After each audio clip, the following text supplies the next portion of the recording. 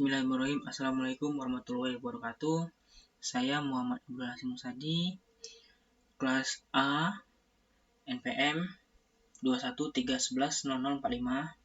Di sini saya akan mempresentasikan PowerPoint saya yang saya ambil materi dari makalah kelompok yang judulnya Pembangunan Pelabuhan Tanjung Priok, Jakarta tahun 2011, yang dimana makalah tersebut kami ambil sumbernya dari Proyek Studi Rencana Induk Pembangunan Pelabuhan dan Logistik di Wilayah Metropolitan Jakarta Raya di Republik Indonesia Desember 2011. Pembangunan Pelabuhan Tanjung Priok, Jakarta tahun 2011. Terminal Tanjung Priok di bawah pengelolaan Pelabuhan Tanjung Priok merupakan satu-satunya terminal utama yang dapat menyediakan jasa transportasi untuk kontainer internasional di kawasan Jawa Barat di samping kontainer domestik, dan berperan penting yang tidak tergantikan dalam mendukung ekonomi nasional, khususnya di kawasan metropolitan Jakarta Raya. Volume muatan kontainer pelabuhan terus meningkat dari sejak diperkenalkan transportasi kontainer dan dapat melampaui kapasitas penanganan kontainernya dalam beberapa tahun mendatang. Tujuan studi yang dilakukan pada makalah yang telah kami buat adalah untuk mengevaluasi dan menentukan prioritas alternatif pembangunan terminal kontainer baru. 2. Untuk memformulasikan rencana induk bagi penggunaan pelabuhan bersama dengan pembangunan atau perbaikan infrastruktur akses dan di sekitar wilayah metropolitan Jakarta Raya. 3. Untuk alih teknologi kepada rekan-rekan yang ada di Indonesia. Terminal Tanjung Priok.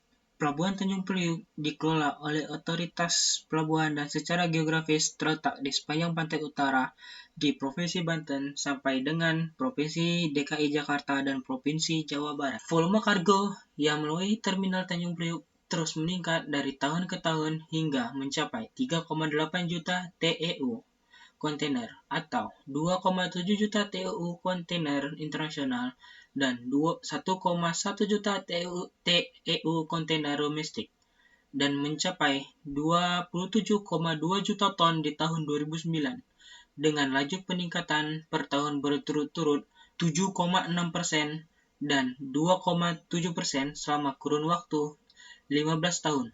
Pelabuhan Tanjung Priok dihubungkan dengan wilayah pesisir dan tanjung yang meliputi Provinsi Banten, DKI Jakarta, dan Provinsi Jawa Barat oleh darat, dan dihubungkan dengan rekan dagang di berbagai belahan dunia dan kepulauan Indonesia oleh laut.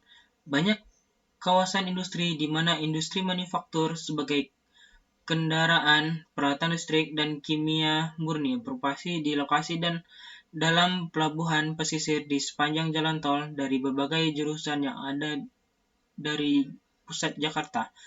Pelabuhan ini juga melayani industri tersebut melalui penanganan kontainer sebagai terminal maritim.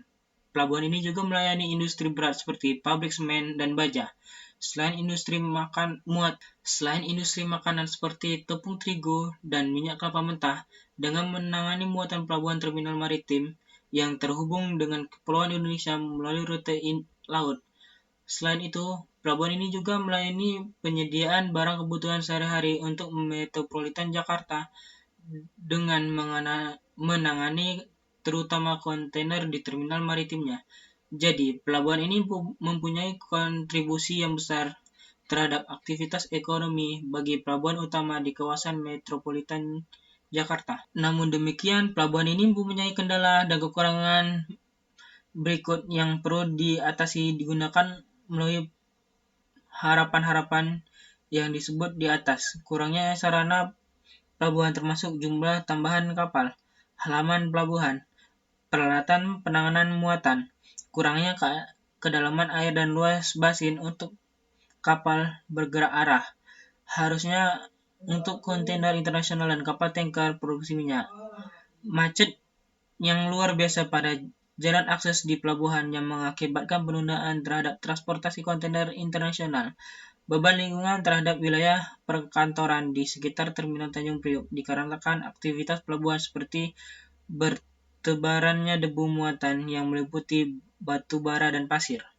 Berikut adalah beberapa komponen non-fisik infrastruktur seperti investasi. Memperhatikan investasi langsung dalam dan luar negeri yang direalisasikan pada tahun 1990. Nilai proyek yang direalisasikan pada tahun 1990 sebesar 2.399 miliar rupiah untuk dalam negeri dan 706 juta US dollar untuk investasi luar negeri, dan sejak saat itu terus meningkat mencapai 22.038 miliar rupiah untuk dalam negeri dan 9.877 juta US dollar untuk proyek luar negeri di tahun 2000. Kemudian perdagangan. Perkembangan historis perdagangan luar negeri Indonesia tanpa minyak dan gas, baik ekspor maupun impor. Dalam istilah moneter, hal ini patut disebut dalam kenyataan bahwa nilai ekspor melebihi nilai impor, dan selisihnya terus meningkat sejak krisis ekonomi. Namun demikian, selisih menurun drastis pada tahun 2008 menjadi kurang dari 8 miliar US dollar dibanding tahun sebelumnya yang mencapai 40 miliar US dollar. Mitra dagang utama. Untuk ekspor, Jepang merupakan mitra yang penting dalam hal volume dan nilai pada tahun 2004 hingga 2008. Pada saat volume perdagangan dengan Jepang hampir tetap dan volume yang sama. Volume perdagangan dengan Cina meningkat lebih dari 4 kali lipat sejak tahun 2004. Perbedaan antara keduanya pada tahun 2008 hanya 11,7 juta ton, sedangkan pada tahun 2004 sebesar 45 juta ton. Ruang lingkup kerja proyek. Geoteknik. Di dalam dunia teknik sipil, ilmu geoteknik merupakan hal pokok yang dapat menjadi krusial dalam pembangunan suatu infrastruktur.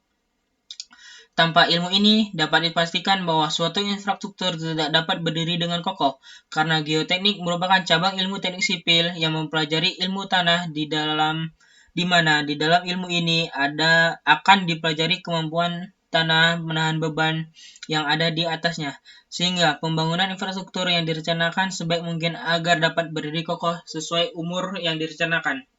Secara keilmuan, bidang teknik sipil ini mempelajari lebih dalam ilmu mekanika tanah, rekayasa pondasi, struktur bawah tanah. Berikut ini adalah analisis lingkup pekerjaan bidang teknik geologi dalam pembangunan pelabuhan. Lingkup kerja umum.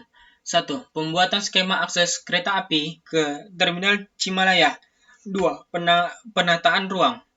Ruang lingkup kerja khusus. Menganalisa kelayakan akses kereta api dari segi geologi. Perlu untuk menganalisa secara keseluruhan skema operasional kereta api seperti kondisi geografi, jenis dan daya dukung pengoperasian, campur antara transportasi muatan dan penumpang, selain analisis atas perubahan yang mungkin di lokasi industri dan pemukiman penduduk. Transportasi, teknik bandar dan pelabuhan. Insinyur ini harus menangani desain konstruksi dan operasi dari bandar, pelabuhan, kanal, fasilitas kelautan lainnya. Insinyur pelabuhan tidak bisa disamakan dengan insinyur kelautan. Teknik lalu lintas. Teknik lalu lintas adalah cabang dari teknik sipil yang menggunakan teknik untuk mencapai perjalanan manusia dan barang secara aman, praktis, dan efisien. Teknik bandara. Insinyur ini khusus menangani desain dan konstruksi bandara. Insinyur bandara harus memperhitungkan pengaruh khusus dan persyaratan pesawat terbang dalam perencanaan fasilitas bandara. Kemudian, teknik kereta api. Insinyur ini harus menangani desain infrastruktur dan operasi dari jalan kereta api, sistem transportasi publik yang menggunakan pengarah jalan tetap, seperti jalan rel. Teknik lingkungan hidup. Rencana penggunaan kawasan air di pelabuhan. Rencana penggunaan kawasan air ini di pelabuhan dibuat draftnya di pantai Jakarta dan lepas pantai Karawang di sekitar situs proyek di Cilamaya. Konfigurasi kawasan. Konfigurasi sarana pelabuhannya adalah tipe reklamasi dengan pemecahan gelombang untuk membangun terminal kontainer di tepi sungai Ciparage. Peran dan bidang keterikatan setiap bidang. Keterkaitan antara transportasi dengan lingkungan hidup. Hubungan antara transportasi adalah sebagaimana pembangunan jalan yang berpengaruh pada kepadatan lalu lintas kendaraan yang mengeluarkan emisi serta pembakaran yang dapat menyebabkan kerusakan lingkungan jika tidak dikawal dengan baik. Keterkaitan lingkungan hidup dengan geoteknik. Keterkaitan antara lingkungan hidup dan geoteknik adalah seperti pembangunan jalan dan perhitungan tanah yang baik digunakan untuk pembangunan jalan supaya tidak terjadinya kerusakan lingkungan seperti tanah longsor ataupun mengakibatkan banjir dan bencana lainnya. Kemudian, keterkaitan antara geoteknik dan transportasi.